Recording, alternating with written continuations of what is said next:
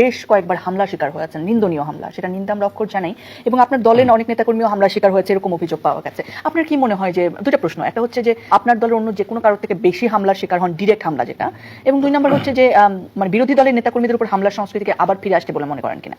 প্রথমত আমার উপরে কেন হামলা হয়, বিকজ আমি রিসেন্ট অনেকগুলো ইস্যু নিয়ে কথা বলেছি, যেমন border issue, sensible issue in Bangladesh. তো আমি মনে করি যে বিএনপির যেমন নেতাকর্মী আছে এখানে কিন্তু অনেকেই যারা ওই বর্ডার রিলেটেড ওই দেশের দাদাবাদের সাথে সম্পর্ক অনেকে এখানে বিএনপির লোকদের আছে, বিএনপির লোকদের মধ্যে ঢুকে পড়েছে। দ্বিতীয়ত একটি বিষয় হলো, আমি কিন্তু পলিটিক্যালি ভাইব্রেন্ট থাকার চেষ্টা করি। আমি মনে করি যে জনগণের ভয়েসটা বা জনগণের কথাগুলো বলা উচিত। তো অনেকেই এখন চুপ করে গিয়েছে। কেন চুপ করে গিয়েছে? মনে করেছে যে সরকারকে একটু সময় দেওয়া উচিত, অথবা 3 মাস 4 মাস 1 বছর। তো সেই জায়গায় আমার কথাটা হলো যে সরকারকে যে আমি সময় দেবো, এর মধ্যেই তো সরকার অনেকগুলো খারাপ কাজ করতেছে। তো সেই জায়গাগুলো যদি আমরা না ধরি, জবাবদিহিতার মধ্যে না রাখি। দলের অনেকে চুপ করে গেছে, আপনি কথা বলছেন, এটা কি আপনার একক সিদ্ধান্তে নাকি দলীয় অবস্থান? এটা না, আমি শুধু আমাদের দলের কথা বলি না, পুরো বাংলাদেশেই এটা কিন্তু সংস্কৃতিটা। আপনি মিডিয়া পাড়ায় দেখেন ওইভাবে কোনো কথা নাই, সাংস্কৃতিক অঙ্গনে দেখেন ওইভাবে কোনো কথা নেই, কোথাও কিন্তু কথা নেই। তো আমার জায়গা থেকে যখন কথা বলি তখন ওনারা একটু বেশি ক্ষুব্ধ হয় যে পুরো যখন অঙ্গনটা আমরা চুপ করে নিতে সক্ষম হয়েছি, তখন এই একটা পথের কাটা কেন কথা বলবে। তো তখন দেখেছে যে তারা একটা যে সংস্কৃতি বাংলাদেশের যে আগের যেটা সন্ত্রাস, সেটাকে তারা বেছে নিয়েছে।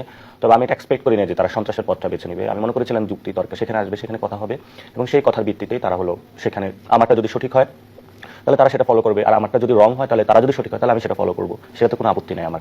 কিন্তু তারা সন্ত্রাসের পথ বেছে নিয়েছে, কখনো ডিম ছুড়েছে, কখনো হকি স্টিক দিয়ে আঘাত করেছে। তবে এতে আমার মনে হয়েছে যে আমি জনগণের কাছে আরো বেশি যেতে পেরেছি এবং জনগণের কাছে আরো যাবো।